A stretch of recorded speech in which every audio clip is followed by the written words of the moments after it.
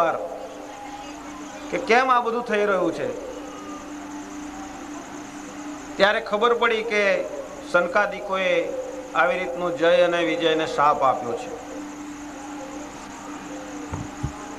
ભગવાને કહ્યું કે બ્રાહ્મણનો શાપ છે, બાળકોનો શાપ છે, બ્રહ્મ બાળકો છે, એટલે એમની આજ્ઞાનું ઉલ્લંઘન કરી શકું નહીં, એમના વચનનું પાલન કરીશ. પણ હે સંકાદિકો, આપને પણ પ્રાર્થના કરું છું કે તમે કંઈક દયા કરો અને આ લોકોનો ઉદ્ધાર થાય એવું કંઈક તમે ઉપાય શોધો. એટલે સંકાદિકોએ એવું કહ્યું કે વેર ભાવે ભગવાનની ભક્તિ કરશે તો 3 જન્મમાં ઉદ્ધાર થશે, અને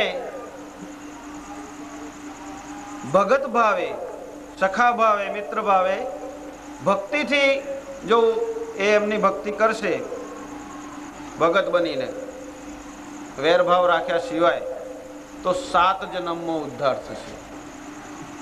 હવે એ લોકોને તો વહેલું જવું હતું, કોઈને ગમે નહીં મૃત્યુલોકમાં આવવાનું, એટલે કે આપણો 3 જન્મમાં પતી જાય એવું કરો કે.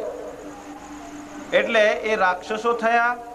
એમાં પહેલી વખત હિરણાક્ષ અને હિરણ્યકશ્યપ બન્યા, જય અને વિજય, વૈકુંઠના દ્વારપાળ. બીજા જન્મની અંદર કુંભકર્ણ અને રાવણ બન્યા, અને ત્રીજા જન્મની અંદર શિશુપાલ અને શું બન્યા? દંતવક્ર. એ રીતે એમનો ઉદ્ધાર થયો છે. 3 જન્મની અંદર જય અને વિજયનો ઉદ્ધાર કરવામાં આવ્યો છે. એક કારણ એ હતું કે વિષ્ણુ ભગવાને એમના જય અને વિજય નામના 2 શિશુપાલનો એમનો ઉદ્ધાર કરવા માટે આવવાનું હતું. હવે આગળની વાત વિષ્ણુ ભગવાનના અવતરણના, પણ મુખ્ય કારણ જય વિજયના ઉદ્ધારનો, ધર્મની સંસ્થાપના. બીજા ઘણા કારણો છે બીજા, પણ બધું વર્ણન હું અત્યારે કરતો નથી, ને તો એકલો વૈકુંઠમાં જ રહી જઈશું, આગળ નહીં જઈશું. ગોલોક ધામની અંદર